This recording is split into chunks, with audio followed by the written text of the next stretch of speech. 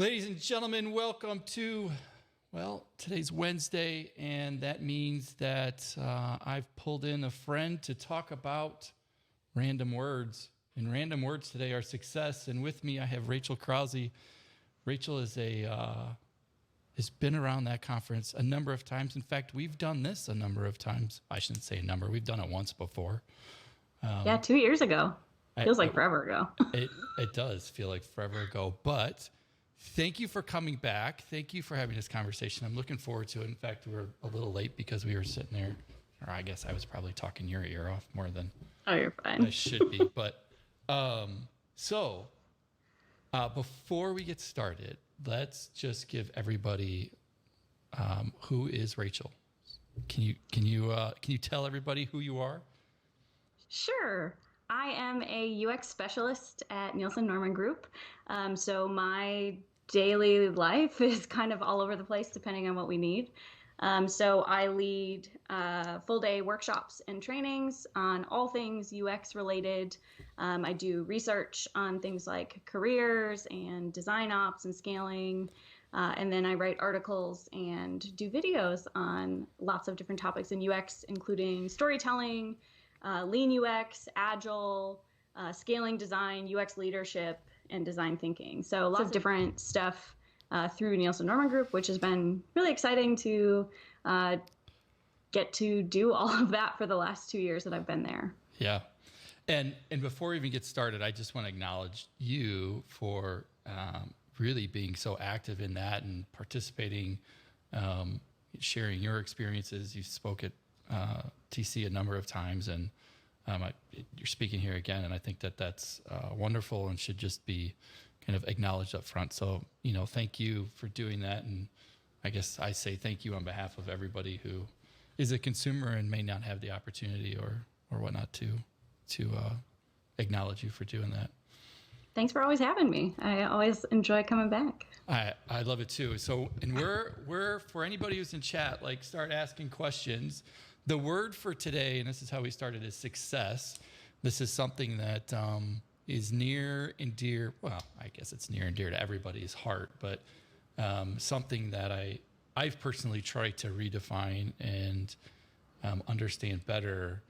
I know it's something that's important to you and kind of what it means, but so we're going to just talk about that, and we're going to have a pretty open conversation, if you will. So when you think of success, what got you so hot on this in the first place? Yeah, this topic, I had submitted a couple talks on this, and I think I had gone through a big journey in my career in the last couple of years being at this job. And so I think when you typically think of the word success, you think of upward movement, right? You think of, Yep. I'm going to get to a senior level job, or I'm going to be a manager, or I'm going to make more money, or I'm going to be the best at what I do, or I'm going to be a thought leader, which I hate that word. And I started to kind of have these conflicting ideals of what that success really meant. When I think about, and when I hear people tell me like, oh my God, you work at Nielsen Norman Group, that's so exciting, because it is one of those places that I had always looked at and said, oh, their articles are so great, I'd love to one day work there.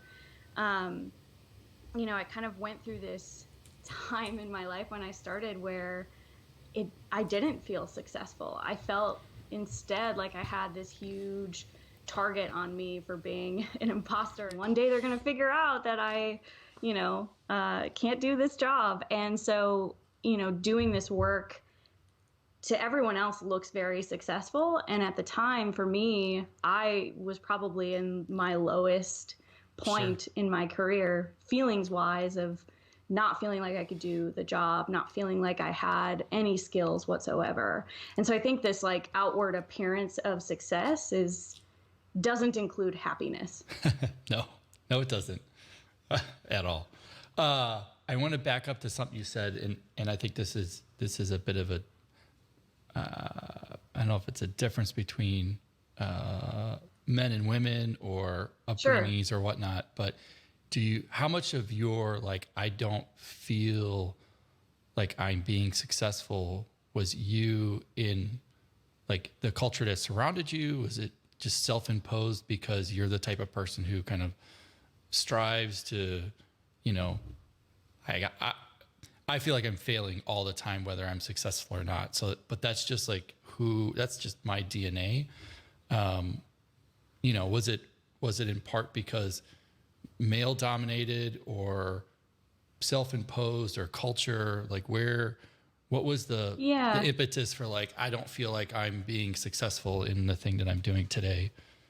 I think it's a combination of things. You know, I had spoken on UX topics and been at that conference before I had gotten this job, and it was not quite on the level of audience that I would get for Nielsen Norman Group. And so my second ever video that I put out for NNG, someone tracked me down, got my personal email address, and sent me an email with all of the things he felt was wrong with my video, and like direct quoted me, talked about all the things that I did wrong. And so that was not a very good starting point, I guess, for the job, because I hadn't received that kind of feedback before. And so anytime I would write an article or I would write a script for a new video, or I just want to talk about something in UX, I think he was kind of in my head. And it was like, well, if I do this, are people going to say it's wrong? Are people going to think that, this my lived experience is not valid? Yep. And, I think that was part of it. There's also kind of, whatever I do, someone's going to find an issue with it. I either say something in the wrong way, Yep. or I'm too smiley, or I'm not smiley enough. Like there's always something that someone can nitpick. And so I think instead of just going out there and doing what I felt was right because I felt it and I felt confident in Yep. it, all of my confidence was gone. And I was pre-hating everything that I did before I even did it. And so it took me a while to get through that. And I actually now have a very positive relationship with failure. Like failure to me is a great thing. I think we should fail more because Yep. I learn the most when I fail. Oh yeah, I totally agree. And it is anybody who puts themselves out there. You always hear the negative person over everybody else, and just to compare and contrast, like obviously I'm a pretty public person. We run a conference, but I also get all of this shit too. And when it doesn't, I don't want to say it doesn't matter, but to be able to hold on to the, thousands that have benefited versus the one or multiples, right, who have just kind of sucked the energy out is super, super hard. And I still can't, I can't get over that shit ever. It's hard. I mean, I could get 400 comments that are all praising, whatever it is I'm talking about. And then I would get like one or two that are, I hated that Rachel made this joke, or, this is wrong, or like just really trivial things that shouldn't get to me. It shouldn't, blow up my confidence as much as it does. And so, we would get these ratings after our talks, but we would get them probably like a week later. And I found myself just having a lot of anxiety about all of the negative things that people were going to say. And it would really kind of like wreck my week in between. Yep. When I had maybe felt really good about that workshop, and then, just bracing myself for the inevitable. And so I had some really good heart-to-hearts with my manager. She's really great. And, we talked about like how the scores are for you. Like you take them, you take that comment, do with it what you will, but like you're doing amazing work and keep doing that really good work. And so, I think for me, it was a lot of introspection of like, what am I getting from these scores? Like, what am I getting from putting this out into the industry? Like, what can I take away from this, and how can I make that build my confidence and make me ultimately happy? Well, and I'll take that a step further. I mean, since we're talking about success, the key being, how are you grading yourself, period. Now, I'm father of 2 kids. Social medias are entering our house.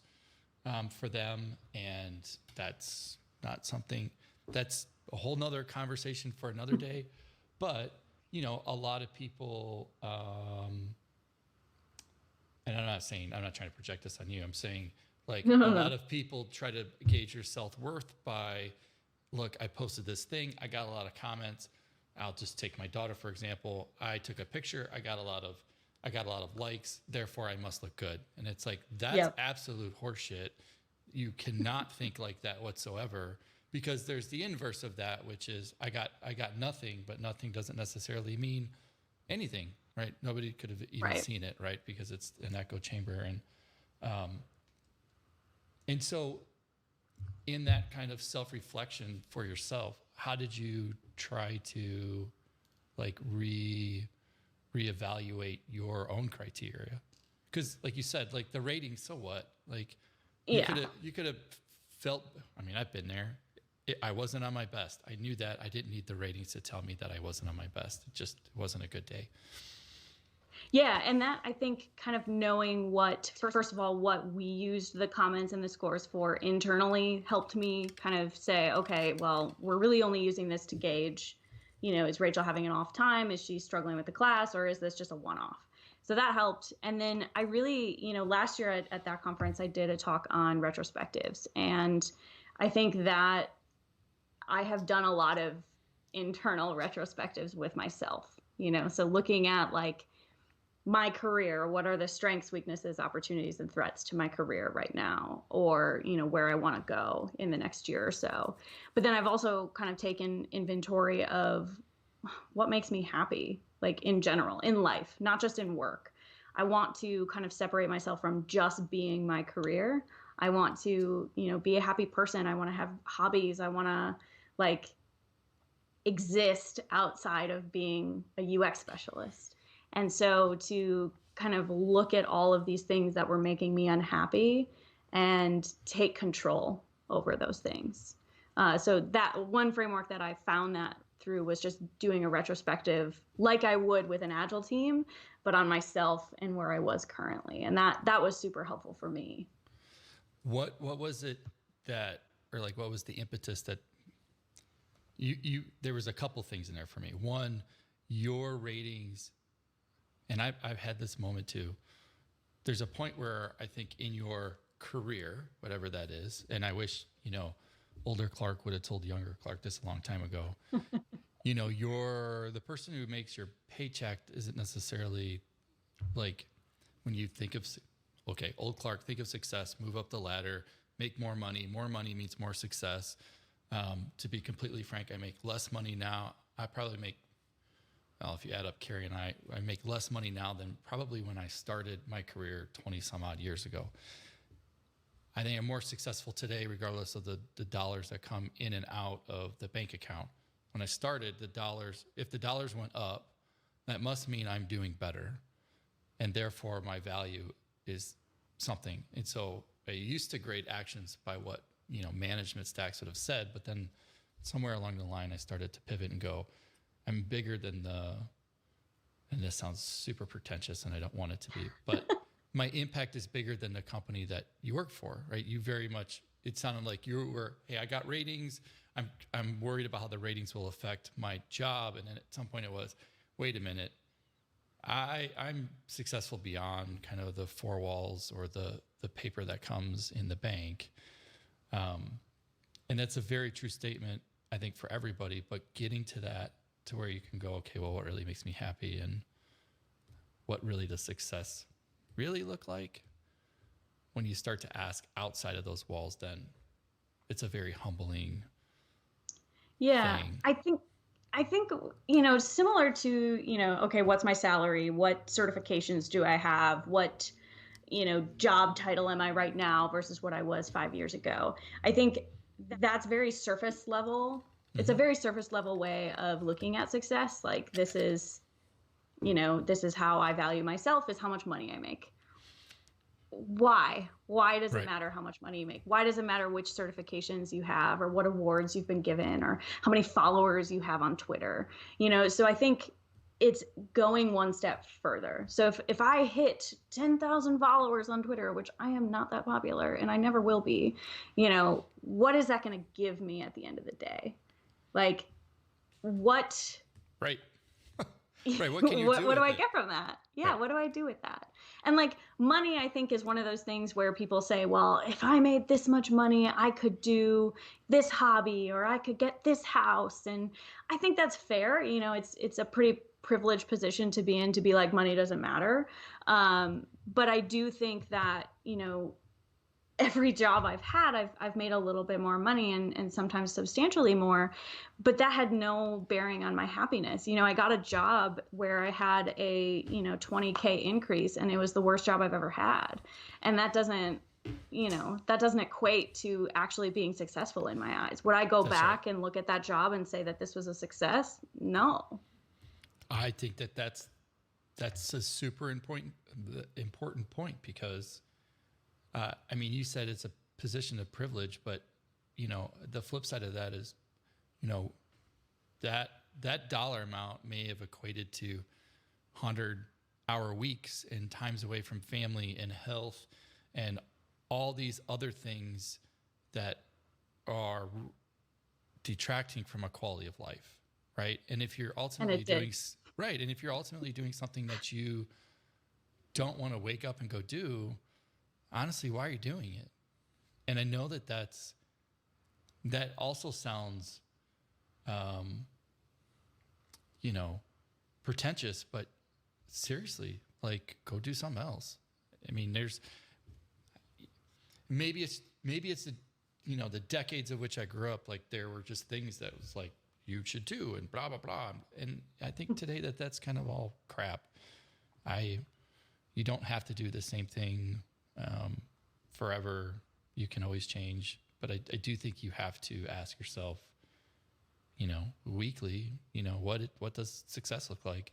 And there's so many other factors that lead into one's happiness. If you're not all, if Rachel is not happy with Rachel's not going to do a good job at whatever work is because Rachel's not happy.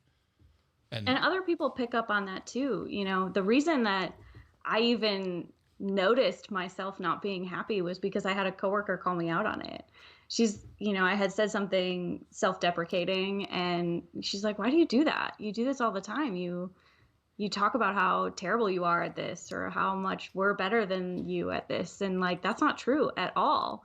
And, I had a moment with my best friend where she was like, "Stop being so mean to my friend," in something that I said about myself. And I was just like, hmm, oh God, like I am just being this horrible person to myself because I'm not happy.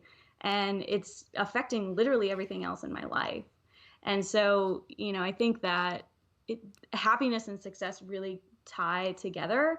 And I think we put way too much pressure on like climbing the corporate ladder or, having 20 certifications or being, the thought leader on this particular topic. And, I think it's really success isn't this one size fits all thing. Like we all have our own version of it. And, just because I see someone doing really well on Twitter or wherever, and, I shouldn't necessarily try to emulate that because it doesn't necessarily mean that I'm going to be happy doing that same thing. it also doesn't necessarily mean that they don't have a big ass filter on their Right. success and are lying and unsuccessful by any stretch. Yeah, whether they realize it or not. I mean, looking back at the things that I was doing 2 years ago when I first started this job and I was really unhappy, outwardly, you probably never would have guessed that. Like I was, probably projecting a lot. And it really took that introspection to be like, okay, what's happening here? Like let's figure this out and let's try to move forward because anytime you try to move forward and you don't have happiness behind it or some sort of long-term goal behind it or even a short-term goal, it's hard to move forward because your insecurities and everything else is just kind of bogging you down. Yep. Yep. Um, I feel like this, um, again, maybe my own naivete. I feel like we're in a time, and I know that times are turbulent, and you could say a whole lot of things about 2020. You could either say that this is just the shittiest year ever, and it would be easy to kind of self-deprecate down that path, or you can say this is exactly the kick in the ass that everything needed. Is COVID a bad thing? Absolutely. Does it expose weaknesses in businesses and systems and all that? Absolutely. Will out of that come better something? Yes. Will the protests cause better something? God, I hope so, right? This is all of these things have kind of built up to make a thing. But at the same token, if you look on the other side of things, I feel like we're at a time where we have the most amount of control to control our own success. Like, there's nothing stopping you, Rachel, or anybody, to reach out to somebody, right? The social media is great in that regards. It's very easy to get a hold of somebody. It's very easy for us to do a thing like this. Okay, we just needed a couple computers and some internet, but it's your own effort stopping you. And I think it's easy to put this veil up saying like, oh no, like I can't do because, and it's like bullshit. You actually can go do. I think that kind of goes back to imposter syndrome too. I think like I see talks or I, read articles that are like slay the imposter syndrome beast. And I don't really agree that it's a beast to be slayed. I think it's something that we deal with constantly. I've dealt with it in every single job I've had, and every single new chapter in my life that I've had, there's always been a little bit of it that is there. And I think the sooner that you realize that doesn't go away, yeah. the sooner that you can start figuring out how do we manage it? How do we, it's kind of like having a garden where I'm cultivating the garden. Yep. I'm trying to make sure it's growing fine and we're on the right track. And as soon as something starts dying, I'm like, okay, what do I need to change? What do I need to fix? And so, I think we are in charge of it, and it's a lot of self-awareness. And for some people, self-awareness is hard to get to. And I think that it was hard for me to get to that point, to really look at myself and be like, holy crap, like you are not in a good place right now. You got to figure this out. But is that because you didn't want to accept the answer? I think I am a very type A person. And I think for me, kind of admitting that I didn't have it all together like I wanted to was this kind of fear of failure. and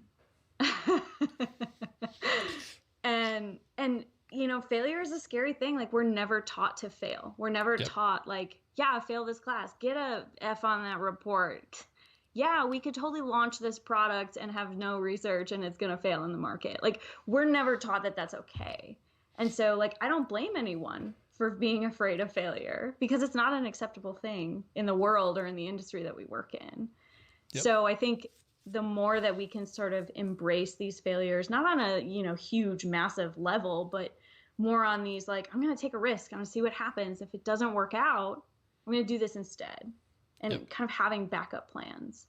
So it really took a leap of faith. I'm going to challenge your backup plan because okay, because that assumes like, that they're like, you inherently have to be scared instead of like leaning into the journey. Right. And for me, like, yeah, the shit's going to fail along the way. I mean, if I look over the past 10 years of that conference, I would have never, one, thought we would have made it 10 years. Two, there's been so many failures that have happened over the years and so many that are still happening. And there doesn't necessarily need to be a backup plan as much as there needs to be an adjustment to take into account what you've learned and then to incorporate that into going forward, because you can't just you can't like go down, say you failed in the middle, and then just ignore it and go, time for plan B. You just have to take Sure. it and go, okay, well, that didn't really work. And we're going to take that, incorporate that into the next thing, right?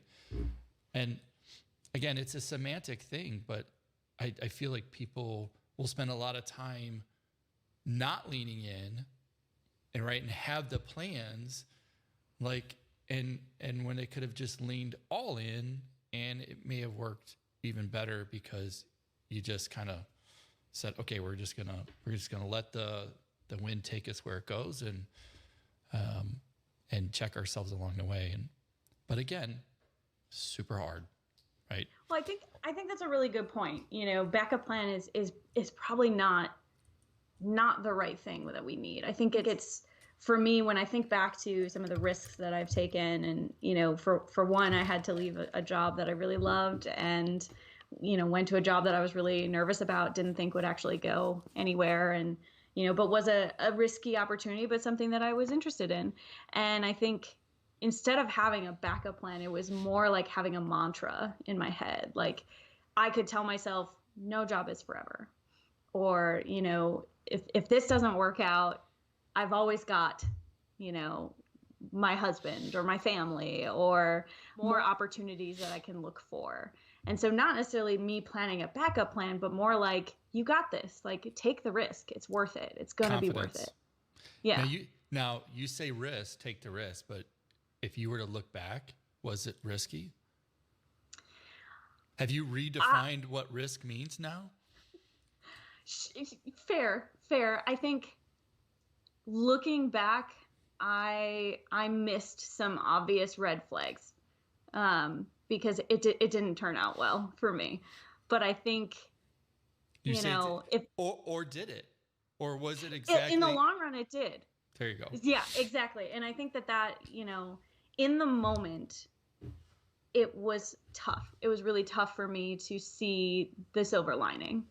And, you know, looking back now and kind of seeing that, you know, scope of time, it is one of those things where you're like, wow, you know, if I wouldn't have had this, I wouldn't have been able to talk about XYZ, or I wouldn't have been able to empathize with what my attendees come in working in terrible situations, because now I can.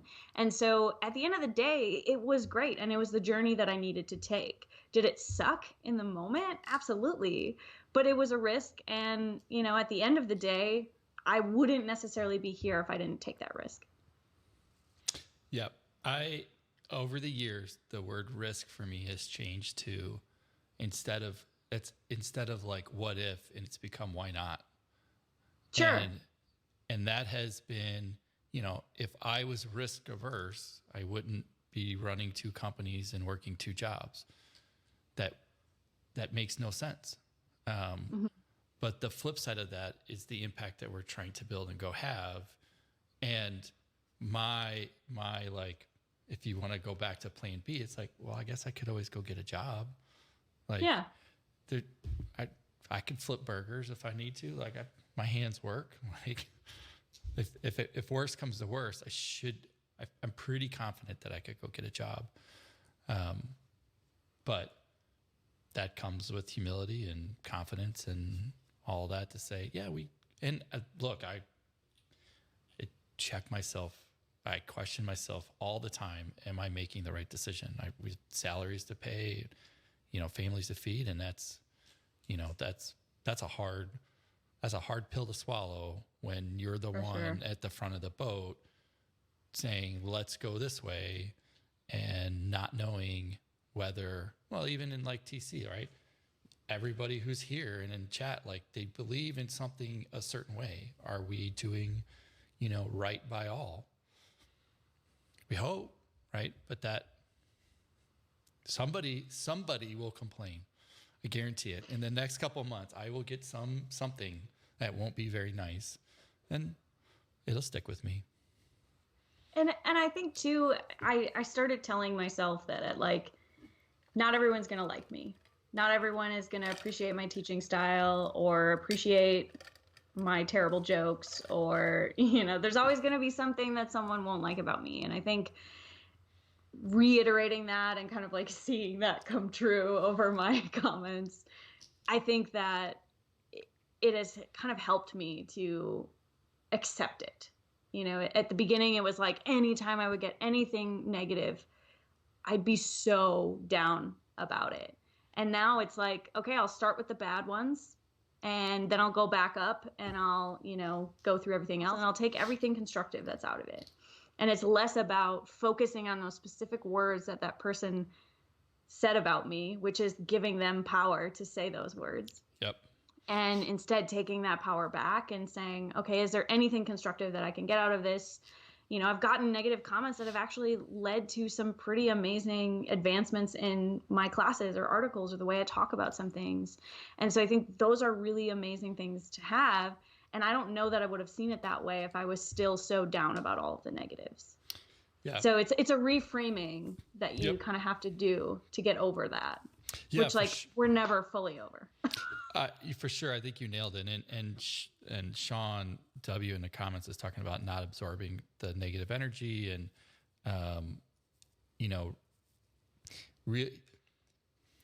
I think realizing how to refocus and reframe the correct energy and when to give it and when to just lean into that's part of the journey is super hard and good. I always tend to look at if somebody's to write a giant negative email, right?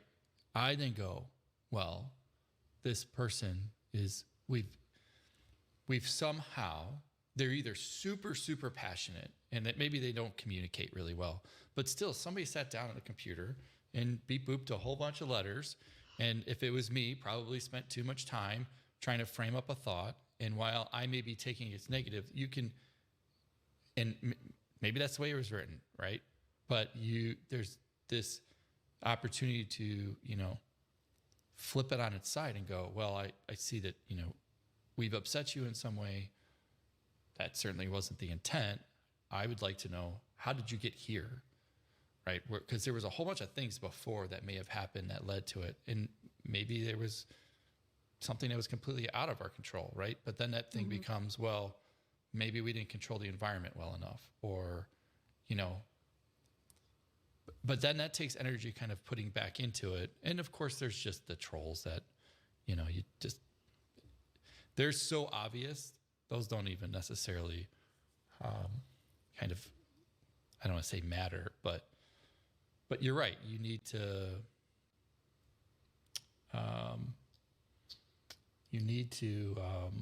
kind of acknowledge and then let go. And sometimes too, letting go doesn't happen right away.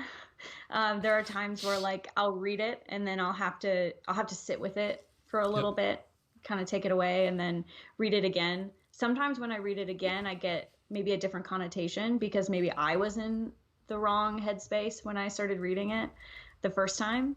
So sometimes time will help. And as far as like, kind of doing periodic checks on myself to see like, am I holding on to things that I shouldn't be? Where have I been? Where am I now versus where I was 6 months ago even? That's kind of like where these, everyone who knows me will just laugh at me because I love retrospectives so much.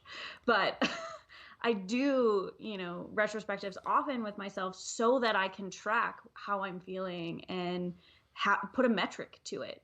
I've done a lot of research on UX careers specifically and talking to practitioners and, talking to how they measure themselves. Yep. Because when you're at work, maybe you've got key performance indicators or you're going by NPS score, whatever your, internal metric is. But I think when it comes to careers and career success and internal like happiness, we don't have a way to measure that beyond like, how am I feeling today? And so, Rachel 5 years ago thought that Rachel now would be in a totally different place.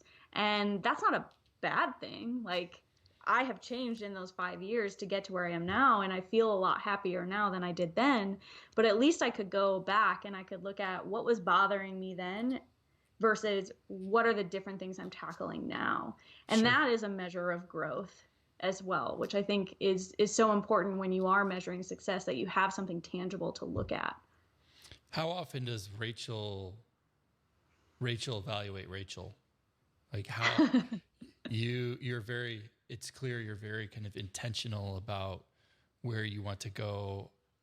You certainly do more retrospectives than I would do on myself. But how intentional are you, or how regimented are you, like going through and saying, is Rachel in check?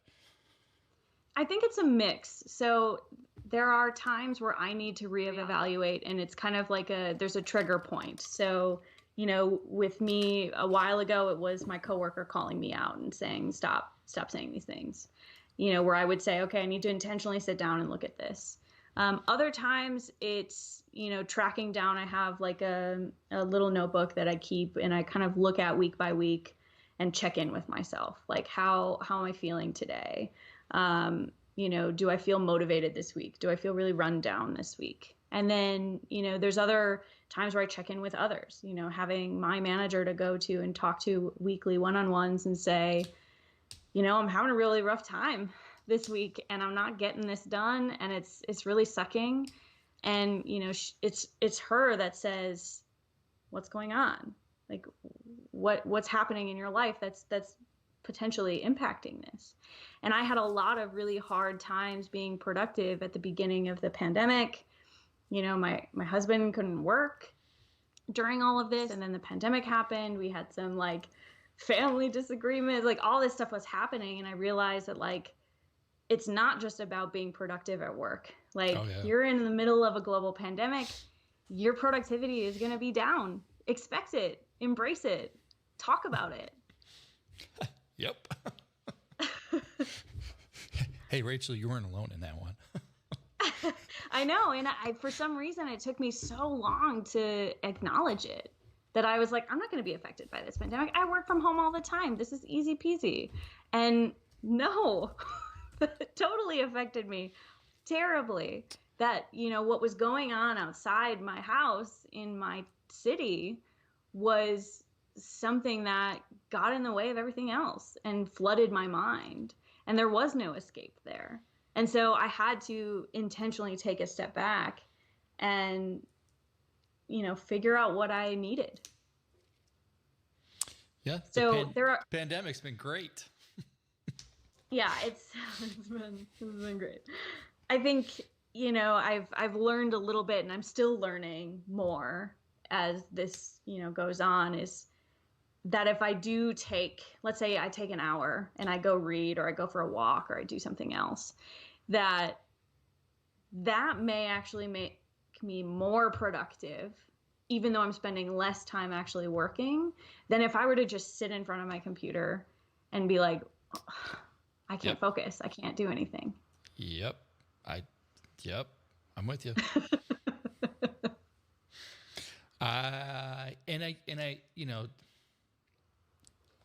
I'll come back to the pandemic. I will sincerely acknowledge that, and it's something that I've done kind of over the past few years, is that I'm not wired like everybody else. So I needed to acknowledge that. I needed to acknowledge that I don't work like everybody else. And, Carrie and I had to acknowledge and respect the fact that there are times where I cannot get pulled away. I cannot let go of whatever I'm working on. And at those times, it's just better to let me go and do it, and then come back when I can be present. And that's a hard thing to do. One, it's a hard thing to just kind of admit. I don't go small on anything, right? We could have had a 100-person conference. Hell no, I wanted the biggest one. I wanted the one with the most impact, right? We could have done 1,000 other things, but no, it needed to be, but acknowledging that, like, that's how you go. Then when you do something, then go like that, right? Go all in on that thing. But I did have to say, like, how can I get the most out of a day if a day is 24 hours and I'm trying, and this is my weird way that I'm wired, how does every task stack such that they're helping the next task or the next thing? Are you being completely efficient with your time? And if it's not, how do you rework it? And does the environment that you're working facilitate that? So if you suck at 1 p.m. every day, then go do something else so that you don't suck at 2, 3, and 4 p.m. But that means stepping back from, decades of this is the way it is to say, no, like I don't work that way. And if you don't like it, I don't know, tough shit. Like you're not getting my best me, right? You're paying for my best me, and I want to give you my best me, but I can't do it the way you want it. I am hopeful that there seem to be more trends in modern work nowadays where, they're getting away from like the typical 9 to 5, work at your own pace. I was a consultant for many years, and filling out a timesheet and making sure that I worked 8 perfect hours in a day, that I was able to bill for 8 hours a day, it got to the point where I had to kind of talk to my manager and be like, do you want me to keep track of all of the time that I'm spending tracking time? Because that's what I'm doing right now. And I'm hopeful that we're getting away from this kind of like one way of working, because now that I don't fill out timesheets in my current job, I am so much more productive because I'm not worrying about, I only have 15 minutes that I can get this task done.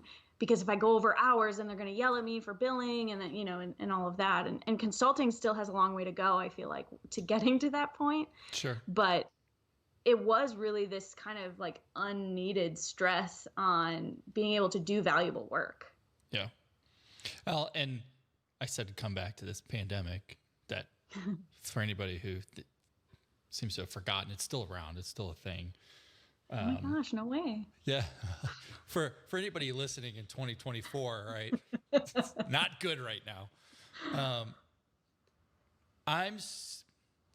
When the pandemic started, it was super rough for me. 2 businesses, an event that was, just starting to throw, major coal on the fire, and, where we're going to be in August to, it was screwed up timelines to, we went from, in a period of a few weeks, we went from screwed up timelines to absolute survival.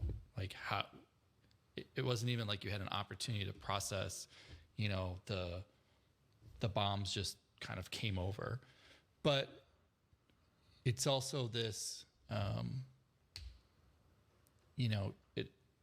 it's changed the conversation. It's changed how people are working. It's changed the tools that we have. It's changed the level of transparency that like a lot of my peers are having with one another. Like how are you making your business survive? Where are you going to go? There was a few phone calls I had with folks where it's like, yeah, it appears like everybody had time off. It's like, that's not the case. I feel like I have 4 new jobs because we had what we had before, and now we have plan B. I have less money and resources than I've ever had in the past. But if I want to get to the other side, then I need to reinvent or refactor, do these things. And when do you do that? When, a family needs you, a spouse needs you, and everything in between. And so I think it's put pressure, and maybe that's why this conversation is so kind of hot for me, because it really redefines your success. How can you be successful when you're stuck at home? If you before we start talking, you travel a lot to do things, right? Now you haven't traveled at all. Now you have to ask, do you still need to travel? Mm-hmm. Can you still be successful not traveling? My answer would be yeah. I think a lot of industries in general have been kind of in this shakeup and looking at the options and have been forced to reinvent in some aspects of their business. I mean, for us, we do in-person trainings, and for some people it's been impossible to come to our trainings because they're not in a place that they can get to. And, we try to go all over the world, but there are some countries you never hit. And so to be able to take this virtual and be able to do trainings that are still valuable to people, we've started to see people we've never been able to see before, or we've become more accessible to people who can't travel or have a hard time sitting in hotel chairs and they'd rather have their own chair at home. So the accessibility has increased, and we've had more people that are exposed to us, which is great. And so I think we've kind of been doing this introspection of like, maybe we should continue to do this once, if this whole pandemic ever ends. And so I think that you see it with like restaurants even, or gyms that are offering online trainings and whatnot. And you start to see all the different things that are now possible, but we've always just said we're not possible before. Yep. We've always said we're never going to do virtual trainings.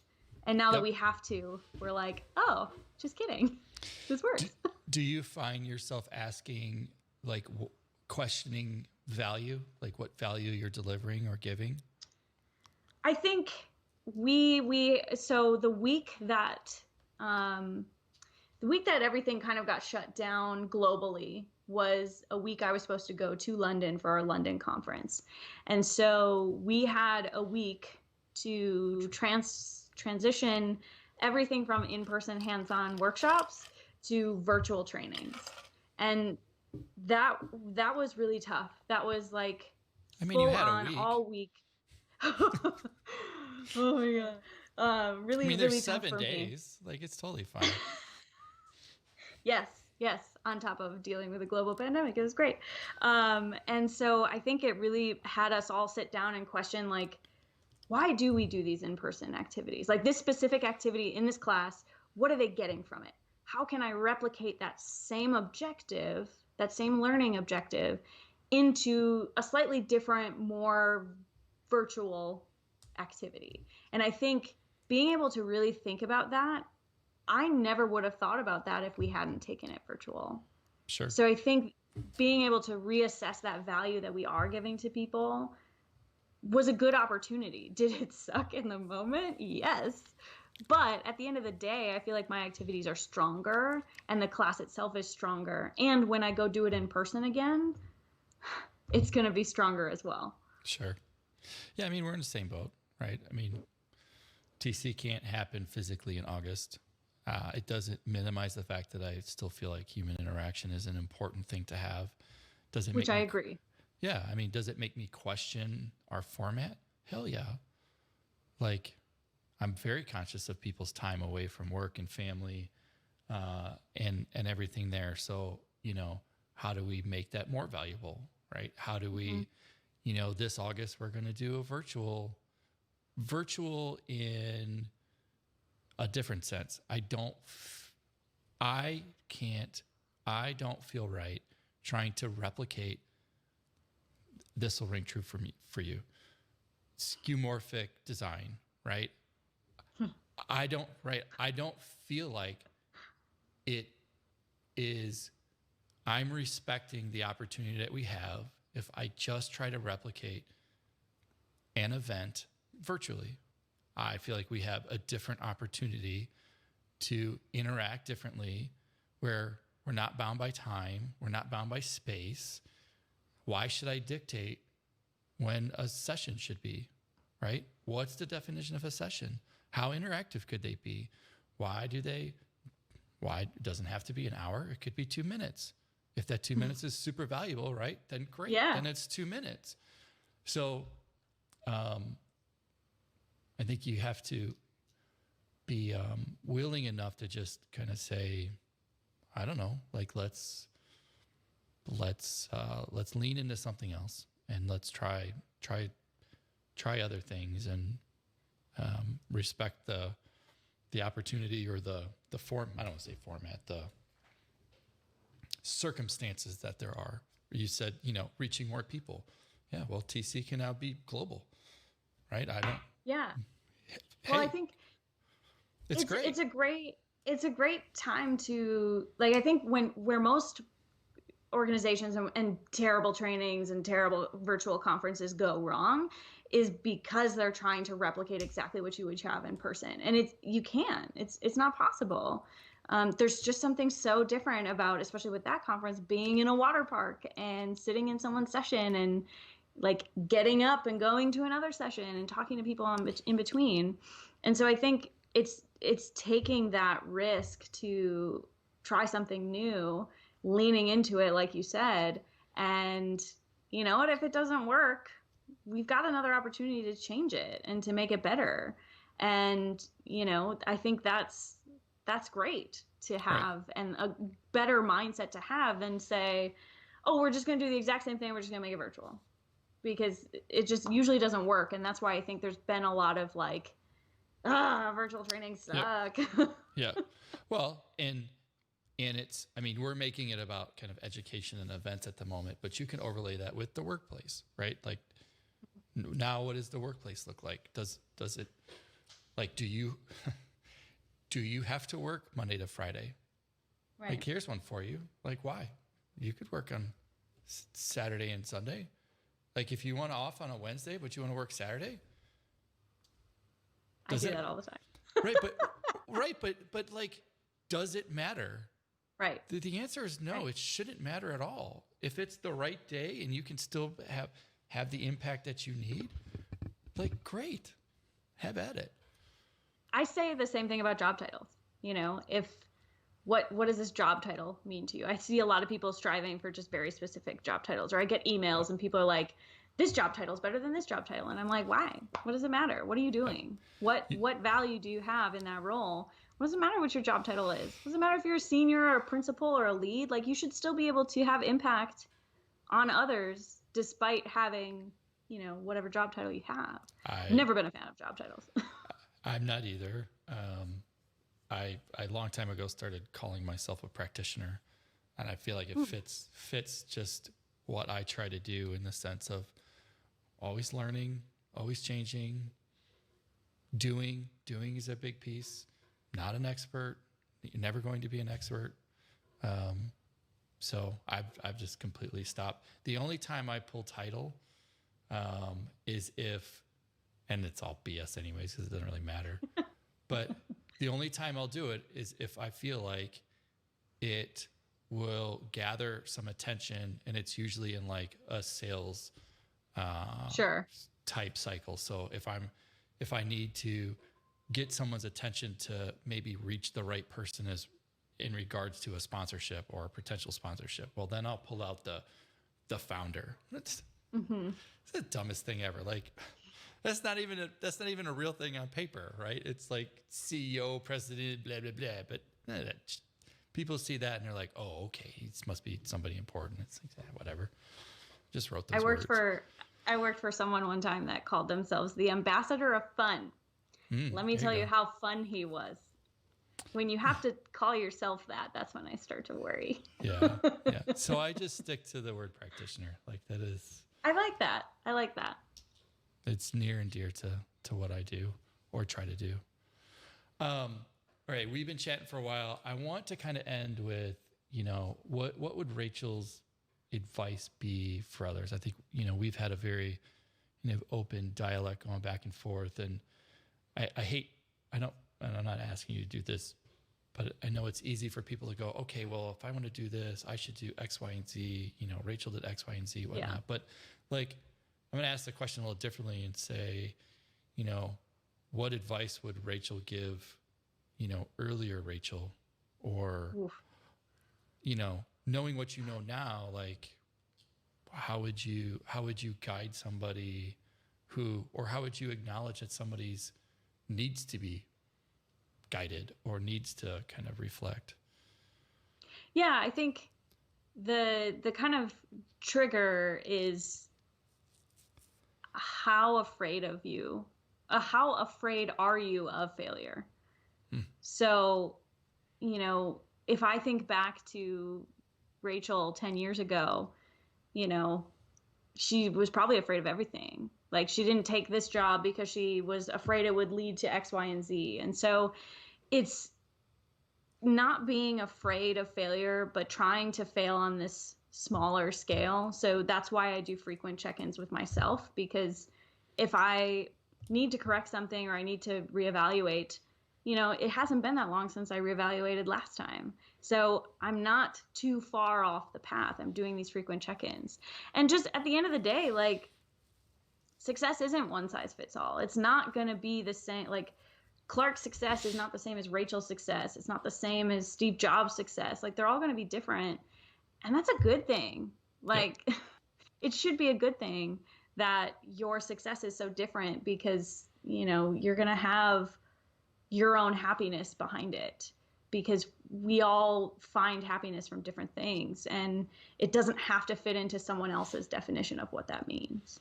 Well, it shouldn't. I think that's I'm trying not to go super deep here, but that's exactly what's led us to the protests and the racism and the things that we have today, and that not enough women or X or Y or a man in a given thing, because we've tried to predefine what these things should be, rather than it's the collective together of all of the unique experiences that give us the better outcome.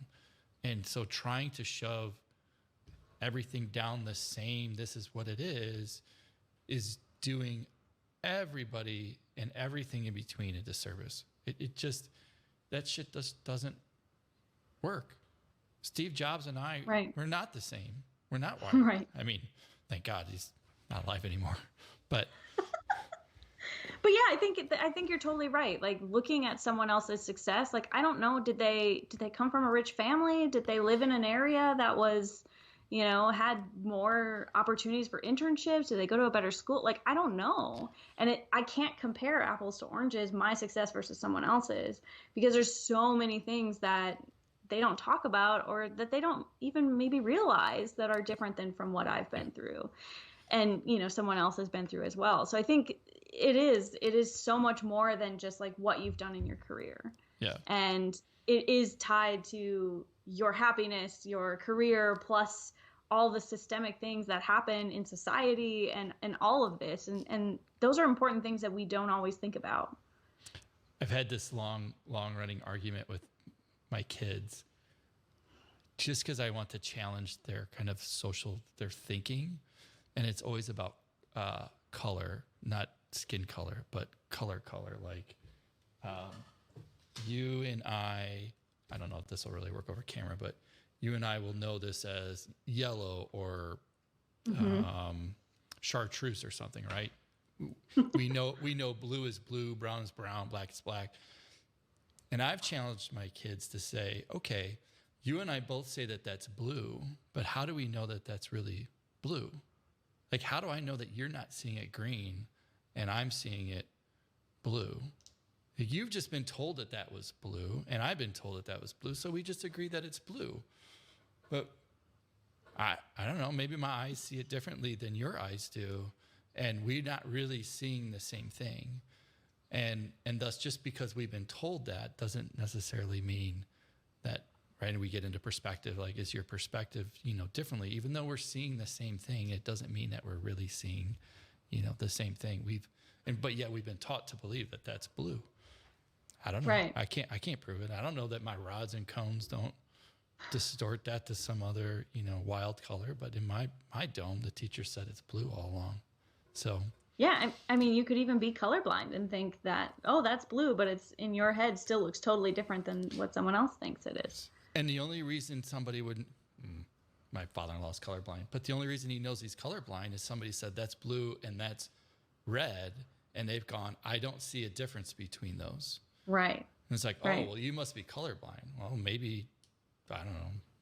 Maybe they see colors that only aliens see. I don't know. Maybe my father-in-law's an alien. It could be. The only logical conclusion, really. It is. Yeah, he's out of this world.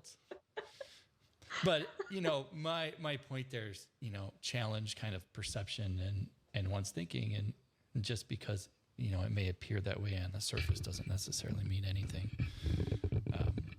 So, any parting words?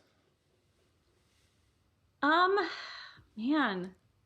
Yeah, I would say just the the key to success is really introspection. It's not necessarily like you can be inspired by others.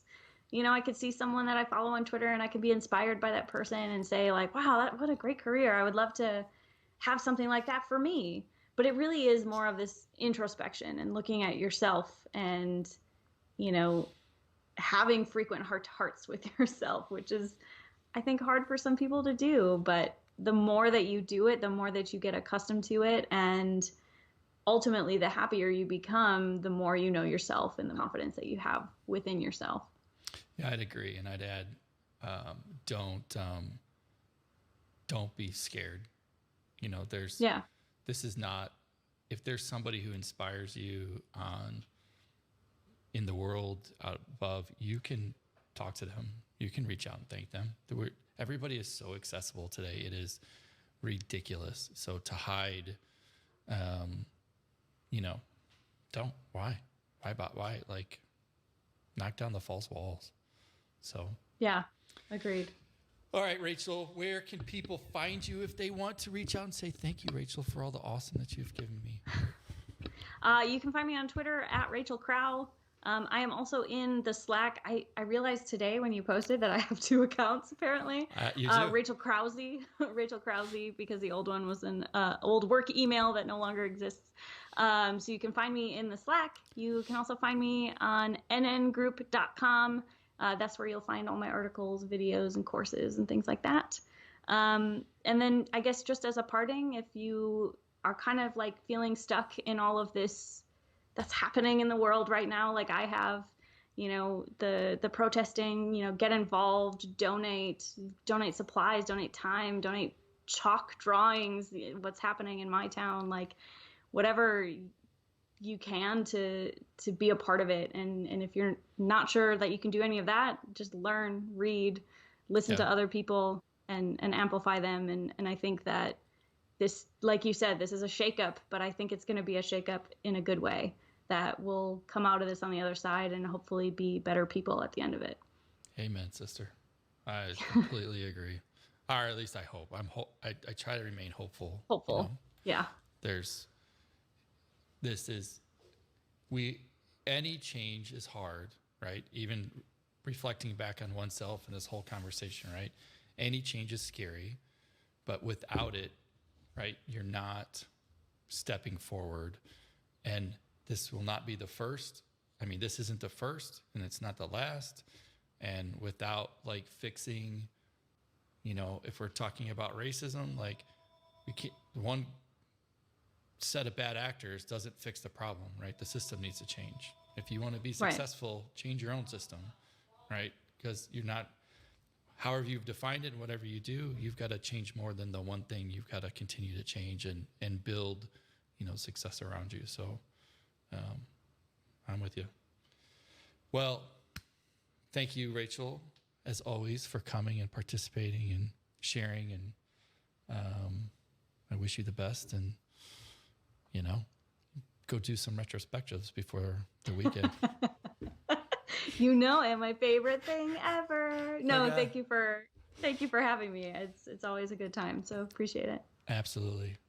With that, everybody who joined, thank you for being here as well. I saw the banter. Trying to do the best we can to include it here, even those like Geek on Coffee who wants to troll us. I expect to see some PRs by the end of the week. But with that, thank you. Thank you, Rachel. And we will see you next time. Thank you.